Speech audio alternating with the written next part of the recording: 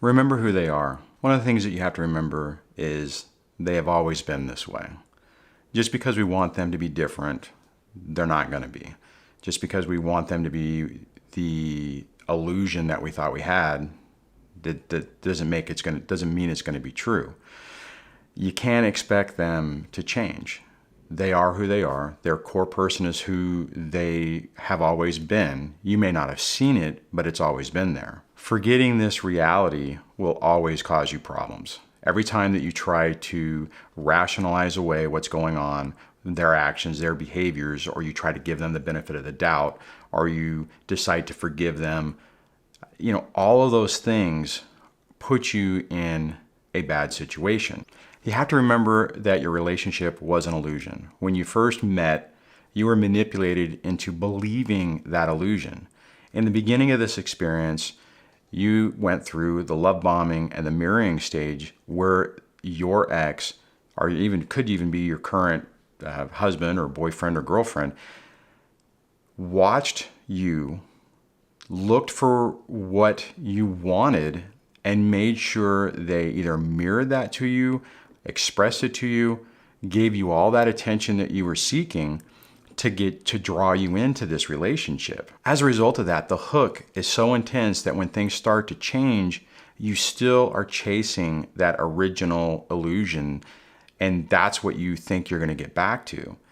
So as the dynamic changes, as they start doing things which are really indicative of who they really are, you rationalize against it, you make excuses for it, or you're like, okay, well, they're just having a bad day. The person that I remember before is really what this relationship is, and this is just an anomaly. Guys, I went through the same thing. I did the same thing because you get so sucked into that illusion, so sucked into the dream, the facade, that you can't see anything else. Okay, so then the question is why is this important? Why is this even important to talk about? Well, the first thing, and I kind of hinted to it previously, is you're going to fight yourself to make this change in thought. You are going to resist accepting the reality and letting go of that illusion to move forward. The idea of leaving or losing that illusion can be terrifying. You can get stuck because you want it so bad. You want it to be real so bad. All right, so the question is what can you really do about this? The first thing you have to remember, this is who they are. That is their core person. Their core person is somebody who really is out of touch with their own emotions, their own feelings, their own identity, and they're going to morph into whatever they need to at that moment to get what they want. But it's an illusion. It's not real, which means they can't maintain it. It's one thing when you have a certain way of reacting. And think about that for a moment. There are situations in your life where you react a certain way. That's your core person. That's really who you are. Now, if you don't like that, like let's say, for instance, you get angry, right? You have an anger outburst at certain situations and you don't want to do it. You can work at that. But when push comes to shove, that's going to be your core reaction without a significant amount of work on your part. It's who you are. Now conversely, if you're a very forgiving person, and in this situation, it's really complicated because if you are that, then every time this stuff happens, you're going to be leaning towards letting it go. At least in the beginning, while you're trying to disentangle yourself and making excuses and walking on eggshells and all those type of things. So you have to remember and accept that you were living in an illusion. You were living in a facade or a house of cards or however you want to call it. And it wasn't real.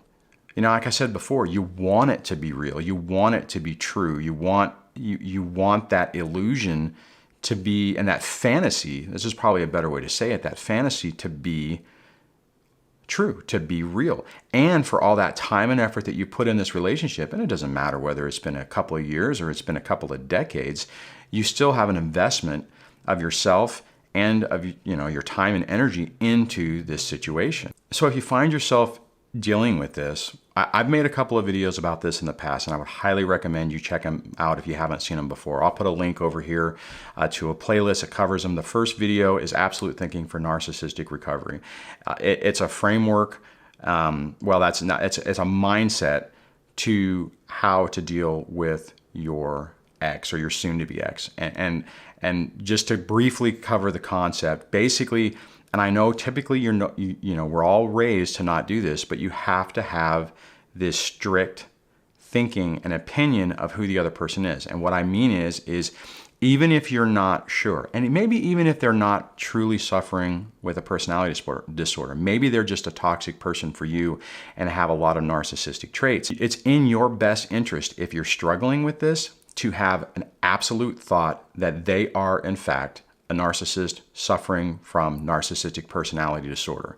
The reason I say that, because if you can say, this is who they are, I've made this judgment, this is who they are, every time something happens where they try to hoover in or they try to do something to make you question that, you can just go back to that absolute thinking, this is who they are. Now, ultimately, later in life, if you realize that maybe they were a subset of it or whatever, that's a completely different story. But at this moment in time, you have to give yourself the support to just accept what you're dealing with so that you don't get drawn back in. Now, the next part of that is the black hole thinking, which we've been talking about a lot lately. And that's where you don't dwell on what's going on with the other person. Now, sometimes that's hard if it's right in front of you, but if they're doing something, unless it is a life-threatening issue where you would typically, if you saw it happening to someone else, you would be calling 911 to save the child's life, you need to let it go. You need to put it in that black hole, leave it alone, and don't look. Light can't escape a black hole. So, when you glance over to it, nothing should come out. It should just be this, that's a dark spot. I wonder why I can't see anything over there. I know that's kind of a silly thing to say, but it's critically important when you're dealing with this to give you those two tools among the other tools that you need. But those two are critical when you're trying to deal with this, to give you the strength to not get drawn back in, to accept what you're dealing with, and to give yourself space, right? If you think about the no contact concept, which is to stay away.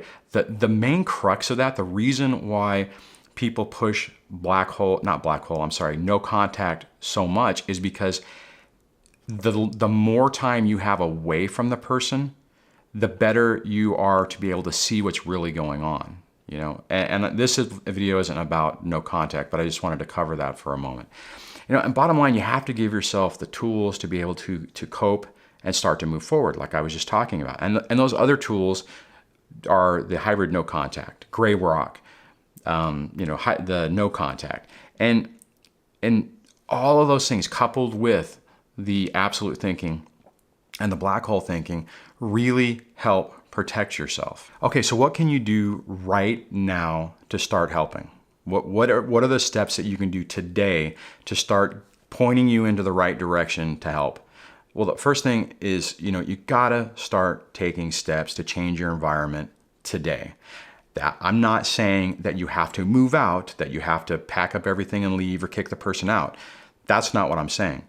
You have to start changing your mindset, changing your environment to where it helps put you in a situation to where you can make better, more rational decisions. So a lot of times on this, you have to prove things to yourself. And I think most of us at the beginning stage of this, unless we were discarded, this is the process we have to go through. Because once you start realizing that your facade and your illusion was just that your house of cards is beginning to crumble, you're gonna have to basically prove it to yourself. You're gonna have to run through tests for you, and you're gonna have to run through tests for your ex to basically see what they do and validate what they do. Now, the first typical step on this is you go to marriage counseling. You basically say, we have a serious problem, we need to go seek professional help, and you do that. And that's not a bad solution, right?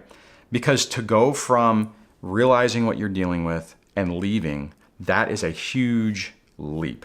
And typically you're not going to be able to do that. So if you're feeling like you realize what you're dealing with and you realize what you have, maybe you're starting to incorporate the absolute thinking into your mind, and you're like, well, they're this, so I have to leave. Well, you'll know whenever you get to that point. But if you have to go through steps to basically prove it to yourself, that's okay, right? So if you have to go to marriage counseling and you watch what happens, watch the communication, watch how things happen in the sessions. And the key on this is focusing on the actions and not the words to determine what is really going on.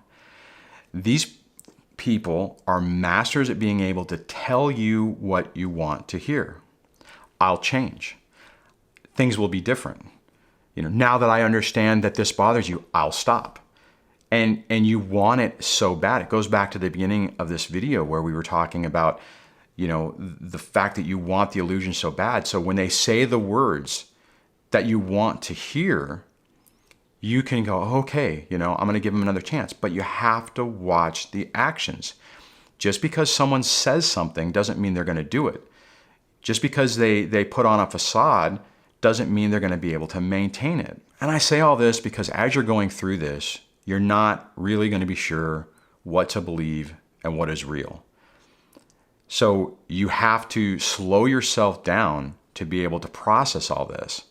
And on that, finally, you have to give yourself the time to work through this process. You have to, like I said, you have to slow down to work through this process so that you can make those rational, slow decisions about what you're dealing with instead of those rash emotional decisions, those knee-jerk reactions that really don't serve to help you or the situation. So bottom line, who they are is really the core person, and it's not going to change.